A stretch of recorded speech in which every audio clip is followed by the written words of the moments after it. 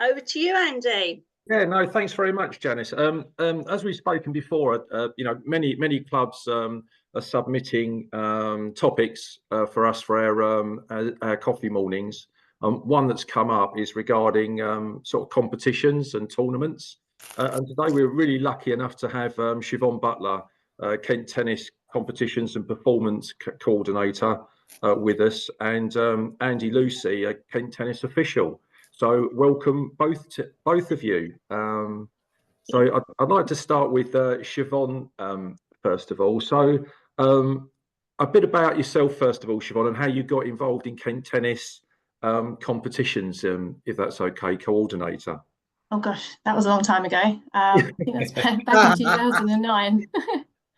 Yeah, I helped Mary Evans out at that local Otford Sunday morning session. She got me involved in Kent Tennis through Sandy Proctor, and I kind of never left really. Oh right. So how long have you been doing the role now? The roles varied from position to position through the LTA and then coming out through to Kent Tennis, but for about 15 years. Good. Lots of experience then. Yeah, I'd like to think so, but it keeps changing all the time, as is the world of tennis. Always evolution and revolution, isn't it? Yeah, absolutely. We found that with the awards this year as well, how it keeps evolving. So that's really good. Like a lot of clubs out there, it's trying to sort of see the benefits of running a tournament. We're all battling with court space at the moment, and you've got regular social players, mixing sessions and whatever. So can you just let us know the benefits of sort of running a tournament at your club? Yeah, of course. So we find that it's a way to showcase your venue. Potentially you can attract new members. I know that you've had experience with that at Meppen, haven't you, Andy? We have. You've run competition. Yes. And competition, we find it provides a vital service for your members. We don't just want juniors turn up to coaching sessions and not put in what they've learned into practice. And it's good for them to have some form of competition, to learn to win, to learn to lose as well. And we find that from the clubs that do run competition, it creates a healthy club environment, competitive and social membership base. It also integrates the juniors and the adults too. It's quite nice and makes them flow quite nicely. As I said, it teaches players about the competition. And the LTA found that if you provide a competitive element, it tends to keep players in the sport for longer. It's something they can strive to and aim for. And also, quite importantly, I think they found that increases revenue through bar and food and bar beverage sales. That's quite a good point. Yeah. Do you have to provide food and beverages when you run a tournament? Is that a sort of necessity to do, or is it just the fact that it will add to your revenue? It just adds to your revenue and gives your venue a different feel, doesn't it? So if you provide a life warming service, but again, you don't have to at all. It's totally however you'd like to run an event, as long as the format of the tournament follows the LTA guidelines, then that's absolutely fine. Yeah. So sort of talk us through how we would go running a tournament. So I presume first of all we're trying to find that date. So approach the committee and just try and find a date for a tournament and find out what tournament you wish to run. Yeah, that's one way. The LTA have changed it slightly. So this would be with regards to grade 4 and grade 5 one-day tournaments. So your tournaments for your club players, your weekly coaching session, and maybe those that that coach a couple of times a week at your venue that want to really push themselves and play against other people. It'd be a tournament that's open to entries from across the county or neighbouring counties. But as I say, the LTA have changed the way they do it. We can't now apply for what we'd like. We have to apply for a selection that they offer on certain dates. So the best thing to do, if anyone's interested, would be to contact me. I can have a Zoom chat or a phone call with you, talk it through, make it seem less intimidating perhaps than how it's coming across now, and show you how easy it is to do. And I can be there to support you. Would anybody on a tournament, would they have to have a BTM number more. I mean, most adults would be, but more. It's around sort of the juniors. Would Yeah. they would need to. Yeah. Yeah, they need to have a BTM number, and also the referee would need to be a qualified referee. But again, if you haven't got one at your venue, you don't know one, that's where, again, I come in handy, or Andy, Lucy can come in handy, and we can point you in the right direction of people. Right. Okay. So if they haven't got a referee, or the coach isn't qualified to do, they can reach out to you, and you can find a referee or an official for them. Yeah. Yeah, we've got a great officials network, which Andy will talk about shortly. Yeah. Yeah. And the tennis tournament planner, is that something that you could show members that want to run a tournament? You can show them how to operate that. Yeah, I've done session up at Zandridge Park a little while ago for a few venues. So if anyone's interested in competition, that obviously is a key aspect, the system that you use to do your tournaments on. But again, as I said, I'm more than happy to come to your venue or do a Zoom, and it's really quite simple once you get to grips with it. And I'm more than happy to support as much as I need to. And would that be around sort of box leagues as well? To try and run the tennis tournament planner around box leagues. It's not just a one-off tournament we're talking about. It can be box leagues within the club. I think you do the box leagues through the LTA website. I think there's a box league section and a results manager. So if you do a match play at the end of a coaching session, you can put some results in if you wish. The TTP is more for grade 6, 5 and 4. It's more your structured tournaments. They're slightly different. So the grades itself, because I sort of looked into this last year for ourselves. So what would be, and I'll say it's more Andy, Lucy with this, but just from your competitions point of view, what should clubs be sort of aiming for between sort of a grade 5 to start off with, then moving to a grade 4, and what's the difference? Is it you're specifically aiming for more county players if it's a grade 4, and more local players to your club if it's a grade 5? Is that about right?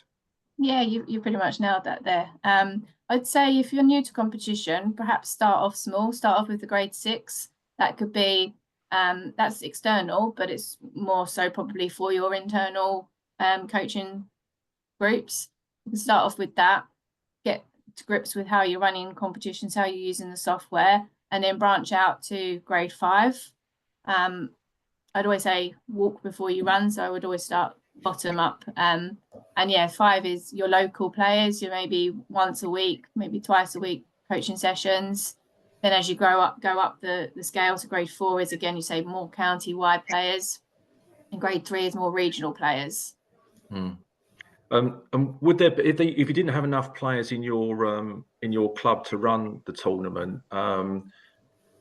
is it a sort of good idea to try and contact like the coaches? Hopefully they got a coaching network locally, so it'd be a good way of trying to link with local clubs to try and run the tournament together. So you might support your tournament at your club, and then support theirs if they were running theirs at a later date. Yeah, well, Lorna suggested whether we had a social media platform for competitions, and she's put a proposal to me that the competition committee have agreed. We just got to work out whether we do a Facebook page, a Facebook group, or an Instagram. I must admit, I'm not au fait with that kind of social media, so I'll take advice on that. But I think Lorna's also saying that she's got a few groups together on a WhatsApp through local clubs on a WhatsApp group. Yeah. I don't know if you've got any sound, Lorna. No, can't hear you. But yeah, so Lorna's saying that she's got a few of them. I think Oakwood, Dan, James, Crescent, Bexley and Gravesham have formed a WhatsApp group for match plays. They're going to discuss how they work together to coordinate match plays and tournaments to get more players playing. Yeah, which is fantastic. Yeah, no, that is very good. That is very good. I say that way you're supporting each club as they go, and making sure you've got enough players there each time as well. I'm aware that East Kent do that as well. They've got an East Kent compete with I think Margate, Broadstairs, Canterbury, Faversham. So they're doing their own little thing as well, which is fantastic. need to get something going in the north for all those big north clubs. Yeah, yeah. I think Lorna's got technical support on the case here. Hello? Yeah. Hello? Can you hear me? There you go. Can you hear me? Fire away. Yes, Yes. Oh, okay. Lorna, did you want to ask your questions direct, if that's okay? What question was that? Sorry. Around your network, you're setting up a network of clubs. Yeah, we've just got a WhatsApp group going. We haven't, and we're setting up a meeting. So I've invited Rob Slater as well. So yeah, but anyone can join the group, and it was just clubs like, we started off Oakwood, us, Dan James, who's on the call, Crescent, Bexley said that they'd be interested. So we're going to meet for a coffee, but I wanted to wait till we had this meeting to see what came out of it before we sort of get together and meet up. It was just to try and coordinate some competition and get it publicised, really. Because I mean, a lot of our players in our club, they don't know about the CMS system, probably because we haven't told them about it, but I just don't find it very user friendly. Lorna, I'd love to be on that that coffee meet up, if that's okay, because I think that'd be really good. I can give you some hopefully impart some knowledge on how you can go about doing all that and the system. And okay, brilliant, thank you. Yeah, and for people that don't know about the CMS system, did you want to explain what that is? Yes, it's the competition management system. It's where all the tournaments are loaded on the LTA, on an LTA platform, for you to look to find tournaments that you can share with your players, and players then go on that website to sign up, adults and juniors. Okay. And from an equipment point of view, so I suppose we're making sure that we've got the right equipment for the right tournament. But could you just explain a bit about what equipment's required and how the courts may be set up at all for those tournaments? Yeah. So 11 and under to 18 and 11 under to adult. Obviously, it's just a normal court. And you need balls. If you do a grade 4 or 5, the LTA provide the medals and the certificates, which is fantastic, free of charge. So you just need the court space and the referee and the players. So that's quite simple.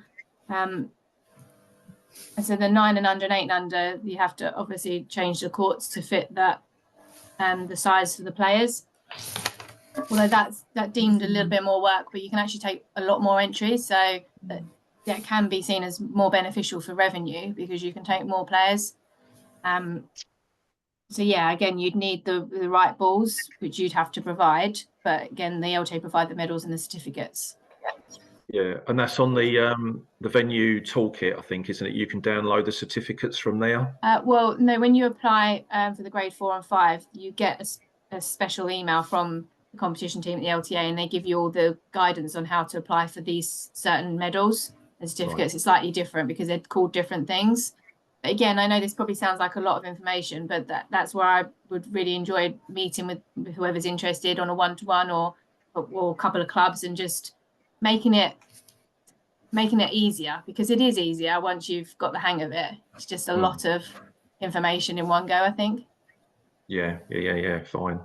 And for how many days would you say? I mean, I know it's difficult to ascertain, but if you were a committee member and you said, right, we want to run a junior tournament for the first time, how many days are we looking to put by to run this tournament, and what would be the best days to run it? I presume we're looking at school holidays would be the best time, and midweek, obviously, so it wouldn't affect club matches.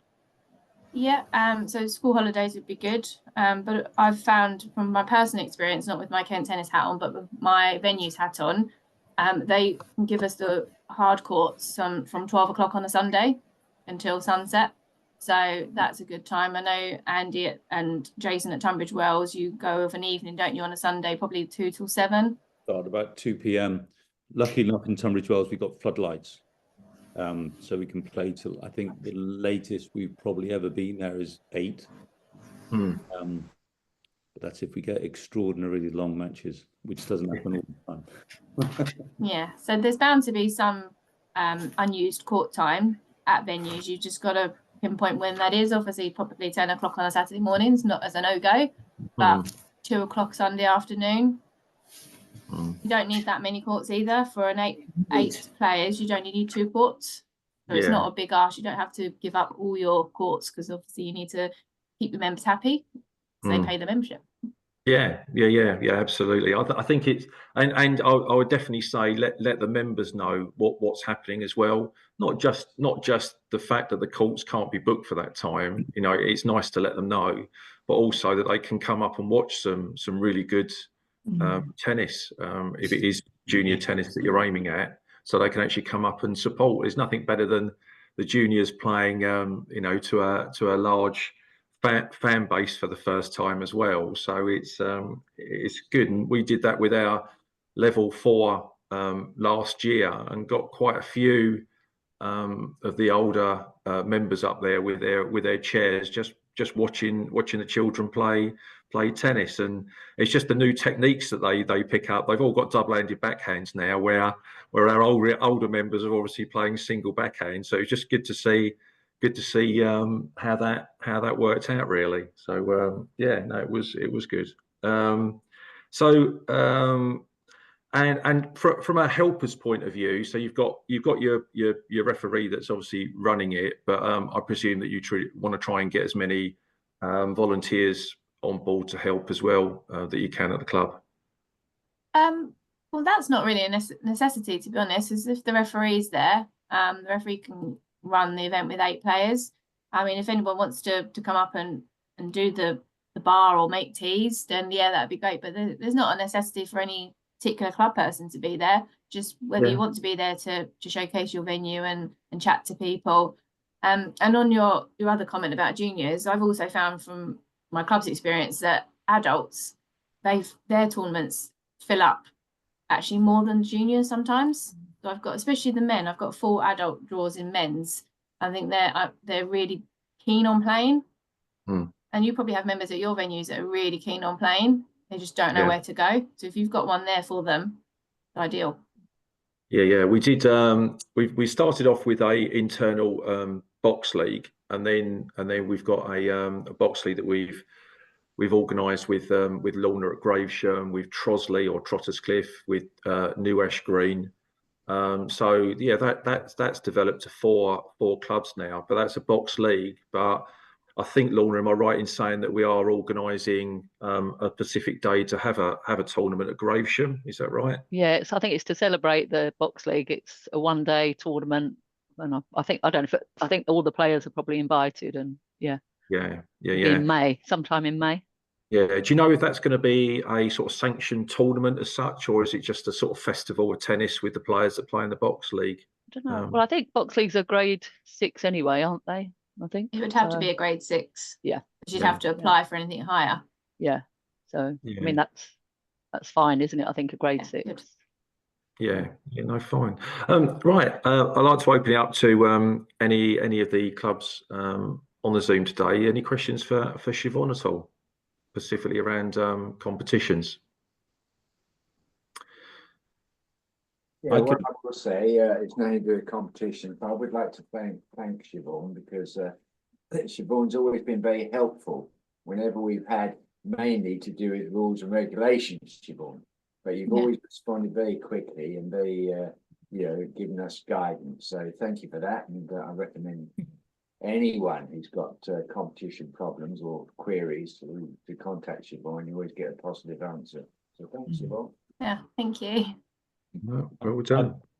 If I can just add to something Siobhan said, is I can't emphasize enough that it's a very good additional income stream for any club, because for a start you've got entries for the tournament, which in itself you'd hope you're going to make some cash out of that. But certainly my very limited experience of refereeing events at Tunbridge Wells, there's quite a nice sort of cafe there, and if we have running a boys and girls events, that's 16 players. There's at least 16 parents there who are, buying sausage rolls or drinking coffees or hot chocolates or whatever it is over the course of the afternoon. And particularly, we've run events over this winter.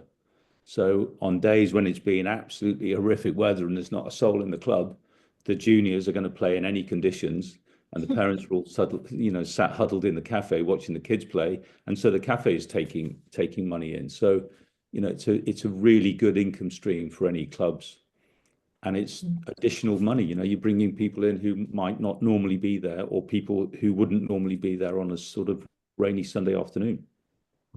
Yeah, no, thanks, Andy. And I said from our point of view, we ran a grade 4 for the first time and attracted juniors from around the county, and some were very local to Mepham, where our club is, and they've sort of joined as their second club, not necessarily their performance hub, but certainly a second club maybe where they can hit, and where they can just enjoy their tennis as well. So you'll probably find that a lot of members these days might belong to 1, 2. We've got some members that have got 3 clubs they belong to as well. So yeah, it's just attracting different members to your club. I say it might not initially be their club, it might be their second club. Irene, yeah, please come in. Just adding on to Tunbridge Wells, thanks Andy for that. Jason's organised those events for quite some time, and he's been turning up for us obviously over the winter. For me, some of those parents are travelling from from Norwich, all the way down to us, because lots of members clubs won't have these events. So for me, it's really important that we do this. And as you say, Andy, it's cold, it's wet, it's windy, it's on our quiet times, Saturday and Sunday afternoons, and it's great for the club, and it's great for those parents that are travelling across the motorways to get to places. So the more clubs that can do it, the better, really. Yeah, it's quite extraordinary how far some people travel to play in events. And it's that old adage, you put an event on and people will come to it. And it does make me think that if Tunbridge Wells is running these Sunday afternoon events in the middle of January, and there's people travelling from, well, as you just said, Irene, Norwich, or regularly from sort of Eastbourne, Hastings, Brighton, whatever. There's a lot of clubs not doing it. There's a big gap in the market there.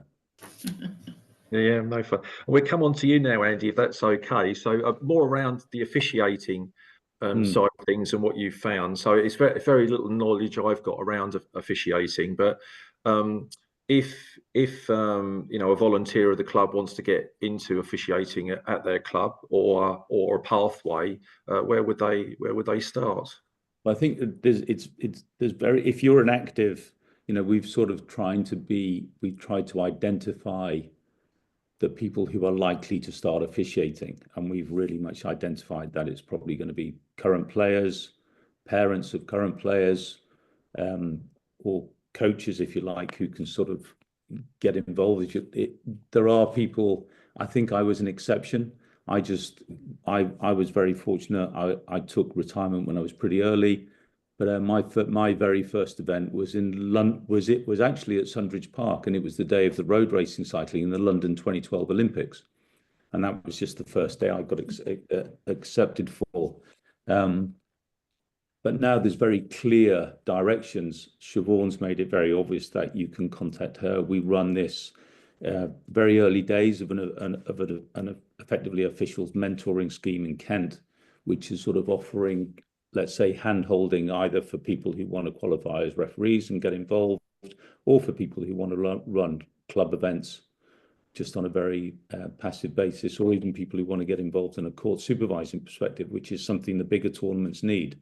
But anyone looking at organising a grade 6 box league or a grade 5 event, you don't need to worry about court supervisors yet. But that in itself is a very easy, I wouldn't say it's easy, I'll take that back, but it's an easy online course you can take.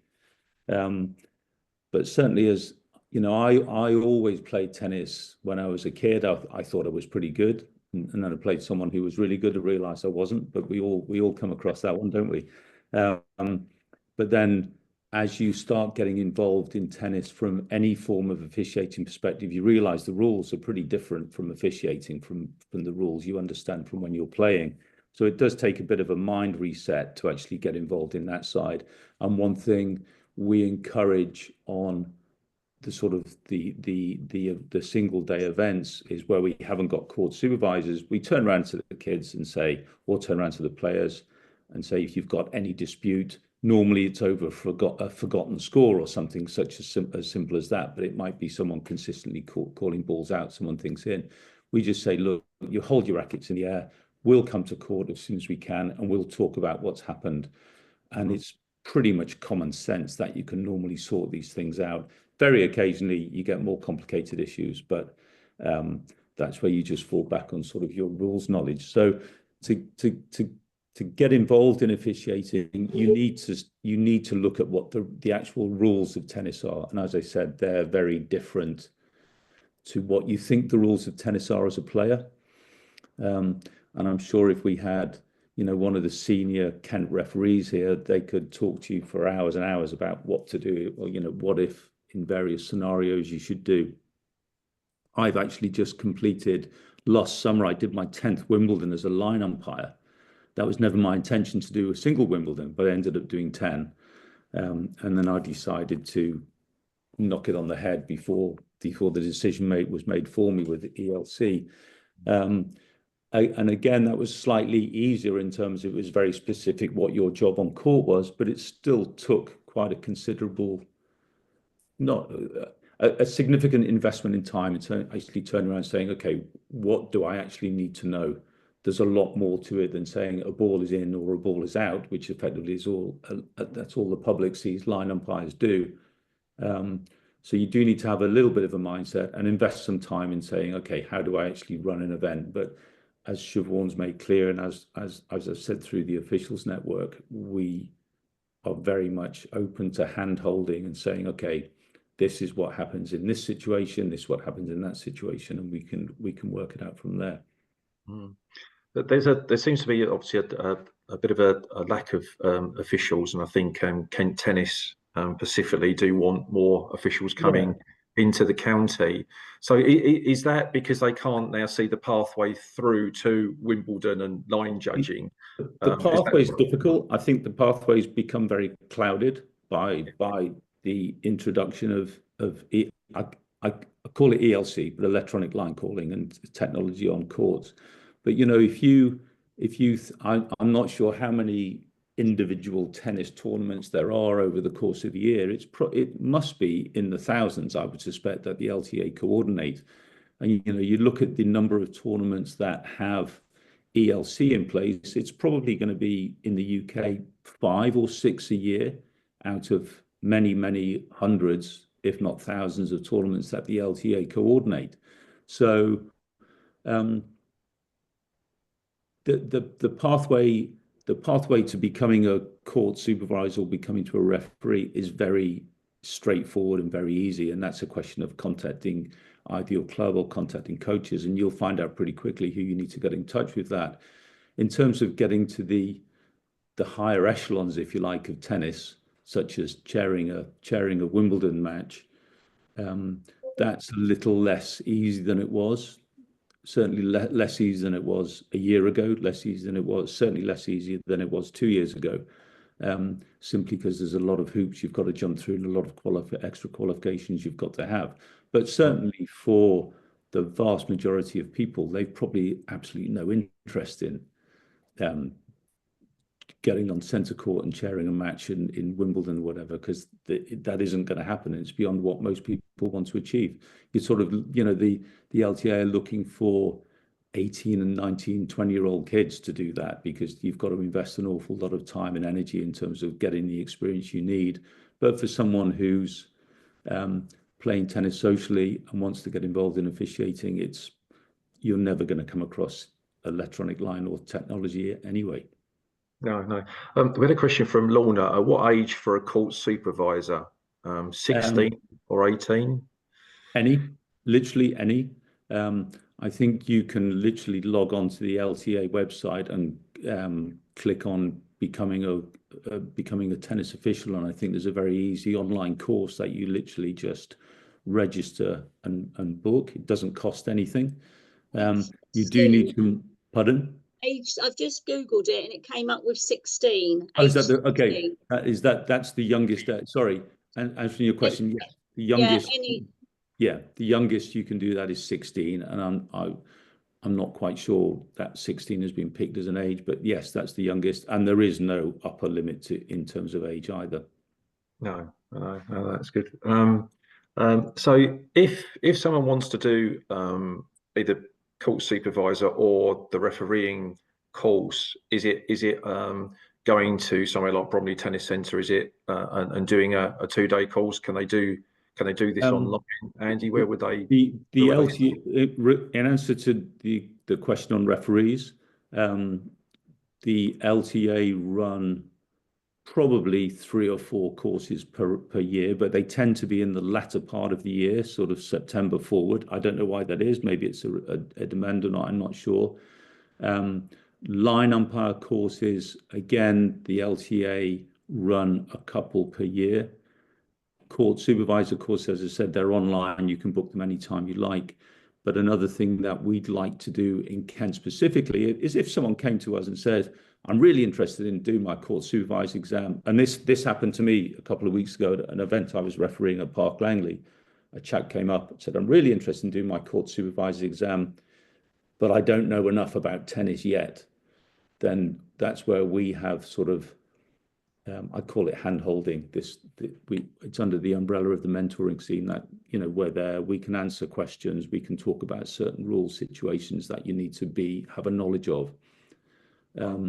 So you can do court supervisor exams whenever. The referees, a little bit more difficult. I know Siobhan and I have been talking lately about whether we can run a sort of referees course specifically aimed at someone who wants to run grade 6 events or something like this at a local club. We could probably do something as and when we felt there was enough demand.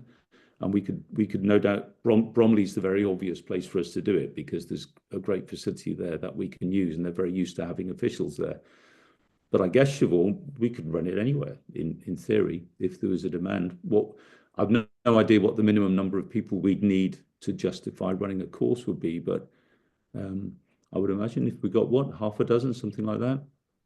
I think in the past we tried to get referee courses in Kent, and they've said we need a minimum of 10.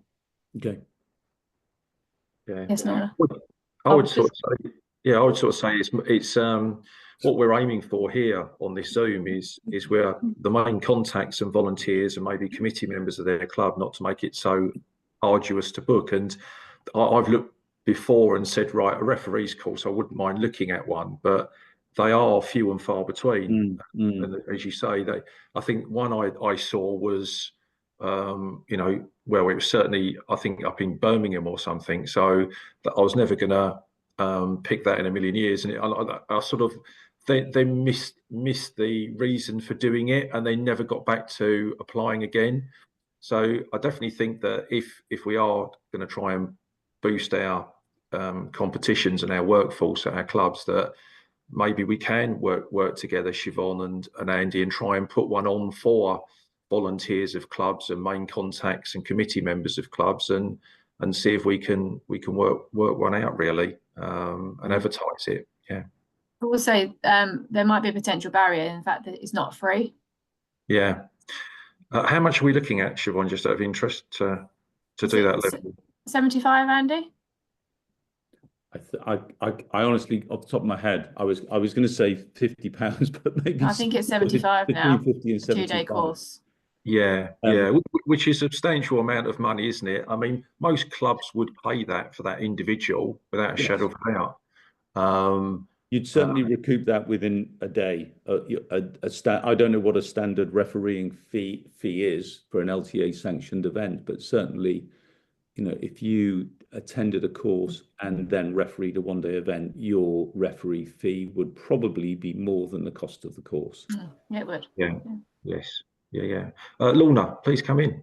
Yeah, I was just going to say, we've had some girls doing their level 1s, and they were saying, they met so many people on the course, other young people, and a lot of them are doing their GCSEs. And would it be possible to organise something for when they finish their GCSEs to, and approach the coaches that have just done their level 1s to then go on and do a court supervisor course? Because, I'd be willing to come up to Bromley, bring some players up, and I'm sure other clubs could identify some 16-year-olds who, you know, have got kids who are willing to do that, I think. So it'd be very straightforward to use, and I think or very straightforward to do, and I think that would be a fantastic target audience, because, you know, if I attend, if you look at the week-long events in Kent, we probably got what, 4 or 5 over the course of the year. They're big events and they need court supervisors, and so we'd be very happy. You know, for example, there's something at Park Langley and Tunbridge Wells in the next month or whatever, that if we had a small, there's no point having 10 or 12 people turn up, but if, for example, there was a small team of 16-year-olds who said, okay, we're all doing a grade 1, and part of that we'd like to get a court supervisor's qualification, it would be pretty straightforward to say, okay, this is what you need to look at, this is what we need to do.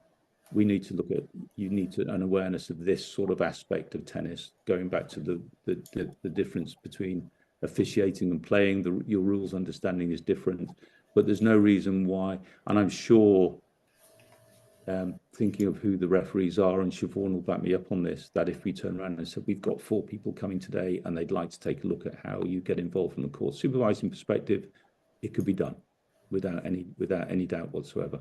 Right. All right, Siobhan. Yes. Yes, the court supervisor course is different to the referee course. That's an online course, but we can look at getting a group together, and we can have the course on the screen. We can get maybe myself or Andy or whoever to come in and make it interactive, rather than you're just looking at a screen, because that could be quite boring and not really inviting. But they can still do it themselves through the screen, but we can just make it a bit more something, and a bit like, then so we can figure out something. It's not usually what we do, but if there's demand, then we can definitely try something. Yeah, I just think at the moment, the officiating side of things is a bit sort of hidden within tennis, and it needs to be pushed out, and it needs to be pushed out. As I said, Mepham is a prime example, really. You know, I didn't even think about running tournaments really at our club, apart from just internal tournaments, but we have, and I definitely see the benefit of that now.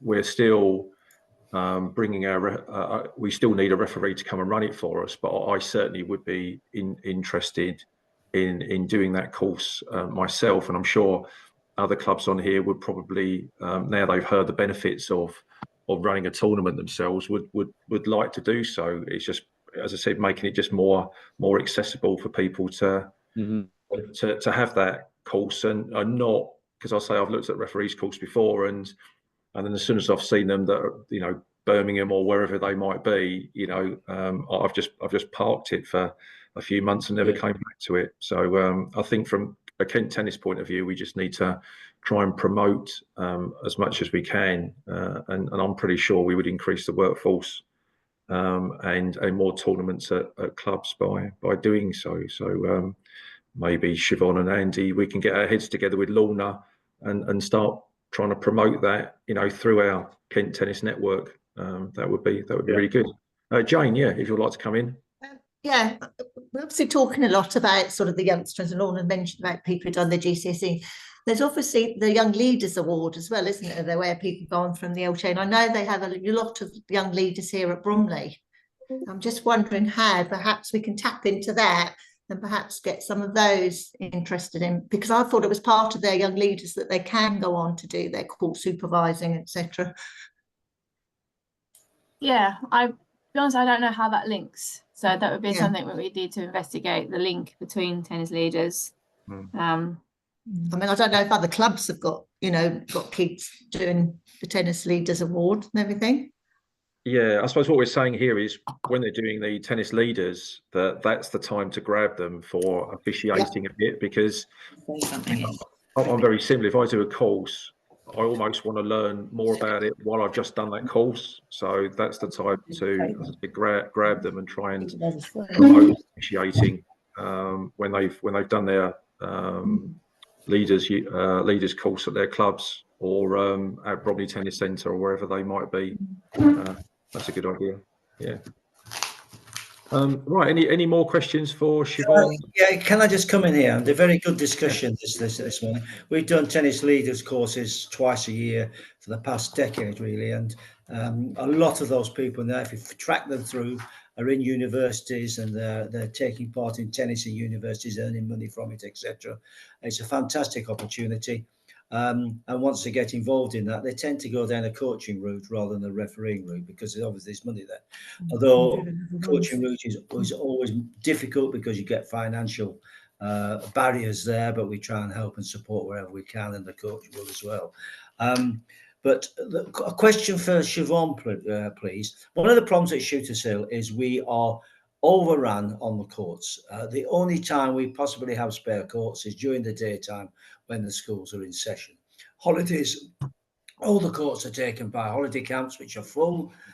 Weekends, you can't get a court from 7 o'clock in the morning to 8 o'clock at night. All 6 courts are fully booked. One of the problems is if we took out some courts to run a competition, I'd have a riot on my hands. So it's not a possibility to do that. The question is to Siobhan. I saw a list come from the LTA of the grade 4s and 5s being run in the county, across the county, at the beginning of January for the whole of the spring. And there's a huge list of events on there. Quite a few in new park settings. Do you know, Siobhan, how successful they've been in those park settings? Because there's a lot of them. Yeah, personally, I don't, but I am asking for the stats from the LTA on those tournaments. They do it in quarterly periods. They give us the information, and that's something I could feed back to you, to let you know how successful the park sites have been. I've tried to point parents in their directions.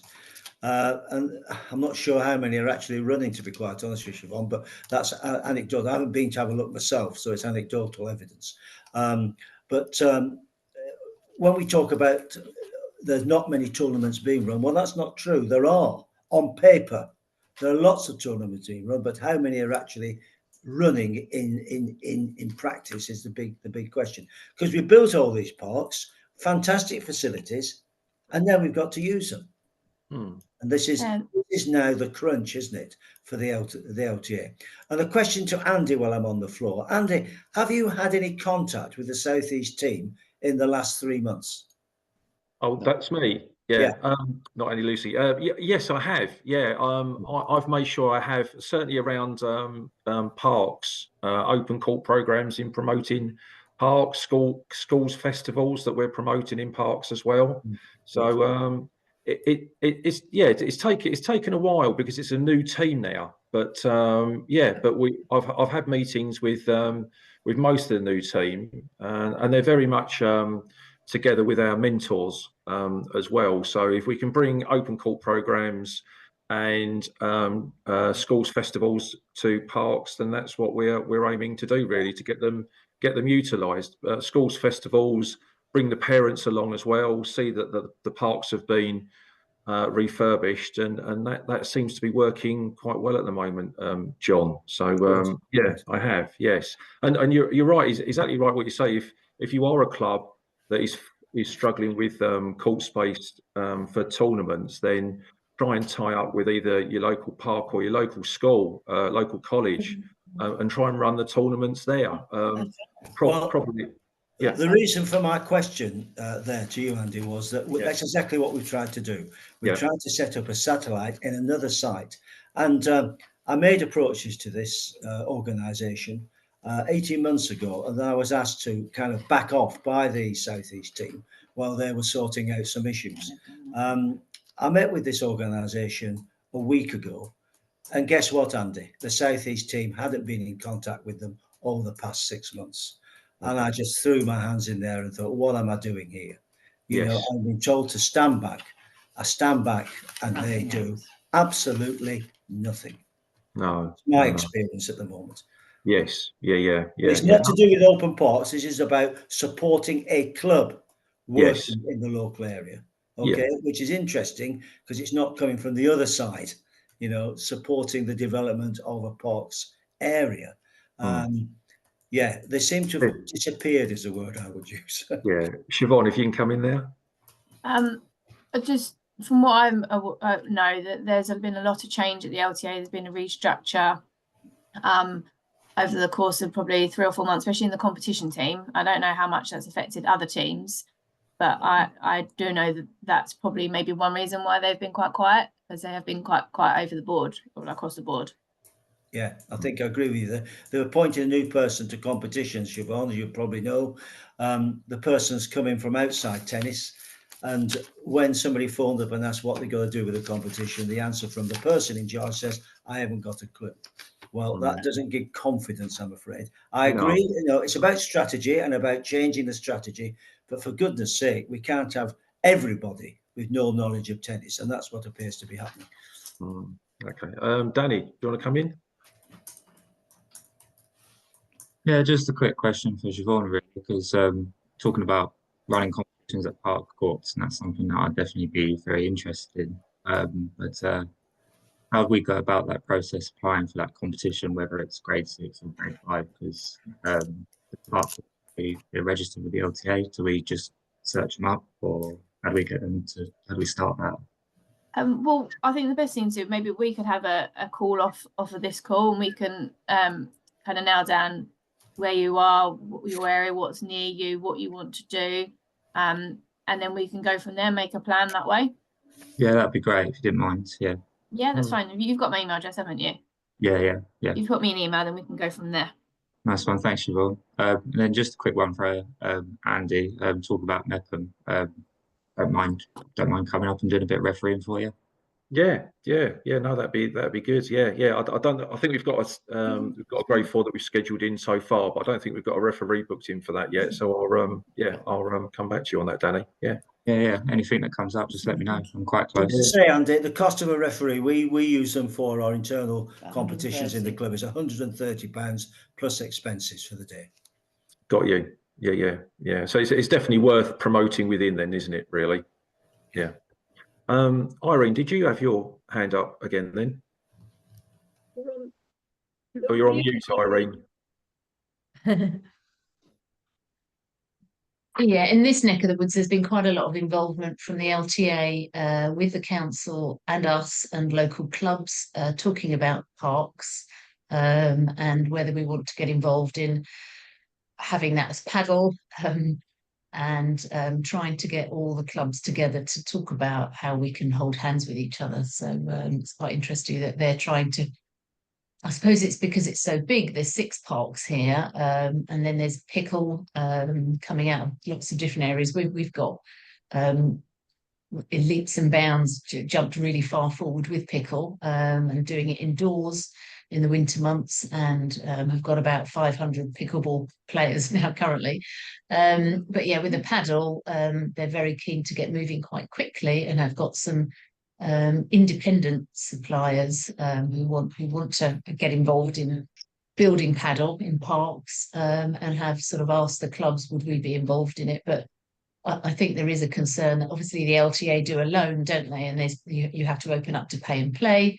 And I think St John's had a little bit of a challenge where they did that with the clubs' gate and paid an awful lot of money to have the gated thing done, pay an annual fee for the gate and the maintenance, and now they've got a broom holding that gate open. So yeah, some challenges along the way on this. Yeah, it is regarding members closing it but behind them. We've got one of those gates actually, and the pay and plays bought £2,000 a year into our club. So and I would say 50% of those pay and players are now members of our club. So it does have its benefits with that, but it has to be operated in the right way. And most people or existing members like that open gate process, that they don't want to book a call, they just want to walk in and go to their club as and when they want to. But when we've told them the financial benefits for it and the members coming on board with it as well, then the pay and play definitely pays off, Irene. Yeah. Okay. Yeah, interesting that parks have come up again within certain councils. So. Yes, yes, yeah. What about paddle officiating, Andy? Are you a paddle officiator or referee now? In short answers, yes. It's basically, although I'd say that I haven't actually officiated any paddle events yet, but there's a referee conversion course, and Yes. again, it's just an extension. It's one of the courses that the LTA offer. I actually first took that course about 2 or 3 years ago, but I guessed the answers because I hadn't actually qualified as a referee at that point. But I was thinking, and again, this comes back to about your knowledge of tennis as an official. And I looked at the referee course. I actually took that, failed it first time, so I got some questions. I obviously got a few too many questions wrong, but I did the paddle referees course and I passed it. And part of the reason I passed it was because I thought about what I got wrong on the main referees course. Again, simple, very simple course to take. Siobhan will know better than me, but I don't think there's an official LTA weekend paddle referees course. I think it's literally an extension of a referee's license. But as Irene just hinted at, there's more and more demand for that, and I think again it's going to put a further strain on officiating because there's going to be suddenly demand from a completely different direction for more and more officials. So I think in itself that also creates an opportunity. Yes. And going back to what John said earlier about referees course, if demand is going to be exceeding supply quite substantially with the introduction of either pickle tournaments or paddle tournaments, I think the referees' fees are going to have to go up as a consequence of that because there isn't going to be enough people. Okay. Right. Any more final questions for Andy and Siobhan at all today? No. Super. All right. I'll hand back to you, Janice. But thanks very much, Siobhan and Andy, for being on our call today. Very, very good of you to park a bit of time for us, and hopefully some more clubs will run tournaments and get involved in officiating at their clubs. Thank you. Right, over to you, Janice. So we have got some couple of good news stories just to give to you today, which you might have already seen on the social media sites. Our Kent men's, the 30s are the world champions. They played in the seniors tournament in Turkey, and the 30s we had Toby Churchill from Kent representing Team GB, and they were the winners of the trophy in the 30s. And then we had Zane, also from Kent, Zane Keesman from Hosmedon, in the 30s team, the 40s team, and they were runners up. So seniors team GB, congratulations. Also, you might have seen on the socials about Jack Draper, obviously not a Kent player, but we're still just as excited, our borders of Surrey, to have another youngster up there winning the Indian Wells tournament. So they're sort of international competitions. Anyone had anything exciting happening in your venues you want to share with us? I'll share something with you, Janice. Last weekend we had, as part of the female month, as it were, we had a female cardio session run specifically for females, not just members, but also guests and anybody who wanted to come along. It had 15 participation places, and I have to say, by a week to go, all 15 places are gone. And what a splendid hour it was. I just popped my head in myself to have a look, and it's great to see cardio because you haven't got to be able to play tennis to be able to enjoy it. And that's a great thing, I think, about cardio. It gets everybody involved, and actually it's quite a good workout for people. Some people who came off court having done it for the first time went, my goodness me, this is better than my fitness class I do. So that's very positive. And then coming up this weekend, we have two things to do with the International Women's event. We have our normal American tournament held once a month, is being nominated this time to be a women's event, but we are allowing men to enter. Otherwise, again, I'd have a riot on my hands. and discrimination will be thrown at me. So 24 places, and I think the weather is set fair on Friday evening, so I think they will be all taken. Oh, Sunday, sorry, it's Sunday. Oh no, it's not set fair for Sunday. Caroline's corrected me, said, oh dear, I got it wrong again. And then on Saturday, we have an afternoon festival for females to come with their families and join in. And again, I think that will depend upon the weather, which unfortunately on Saturday appears to be pretty poor at the moment. So things to look forward there. And also, Janice, I'd just like to mention one thing and ask you a question as I go through it. As you, some people will have seen the announcements have been made of those people who've made it through to the finals of the volunteer awards, and it's fantastic to see. I think probably the largest number of people from Kent to get through to the final stage. And six, John. Six. Yeah, I mean, I don't think we've ever had that before, Janice. Highest number. I think we're equal to Middlesex on that. So yeah, six national finalists. Fantastic, and good luck to everybody. But a question, Janice. I know Canterbury have got through to the club one. I know Shooters Hill got through to the club one and came runners up in the very first year. Did Avenue get through to the final as well, or is it just Shooters Hill and Canterbury who got through to the final as club of the year?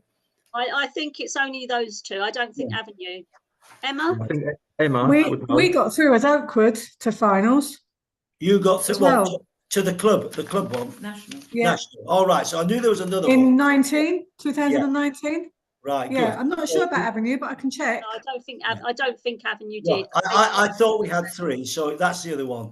I misplaced it with. I'm sorry about that, Emma. I should have remembered that. I'll forgive you. But I do wish Canterbury all the best. Yeah. To win Club of the Year is absolute. There's some when we got beat by Burnley of all places, tennis club. I mean, I went there to have a look what they were doing, and it was just out of this world. You have to be really, really good to win that Club of the Year. Yeah. All the best to Canterbury.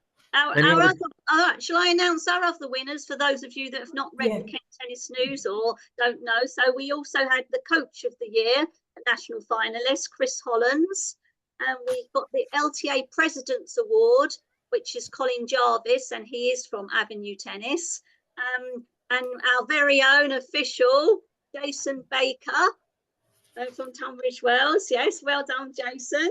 And also we've got the park venue, Deal and Dover Parks Tennis. So that's great to get them into the national finals.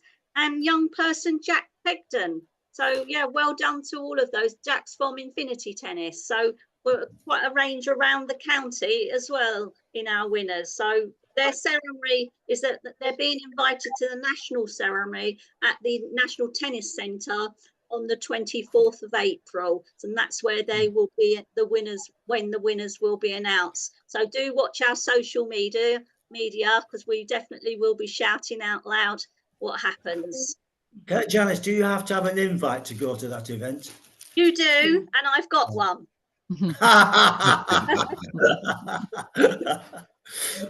Yeah, are you the only one in the office to get an invite then? Emma is. Yeah, we're lucky. We've been invited, so it's the first time the staff have actually been invited. So Emma and I are well chuffed. Has Andy been invited? Did you say? I have been invited. I can't go. I'm going to a concert that day, unfortunately. Oh dear, never mind. Yeah. I just want to invite you all to our first Kent Tennis Forum, which is going to be at Kent University in Canterbury. That's the 10th of April. So midday to 2 o'clock. That's a Open Your Doors interactive workshop. That's with Matt Elkington, open court lead from the LTA. So that's the first forum that we've run. I think, Janice, am I right in saying that's not LTA organised as such? So that'd be the first Kent Tennis Forum. But if you can make it, it's free to attend. We're even entice you with a sandwich lunch as well. But it'll last 2 hours, but it's around opening your club and venue doors to your wider community.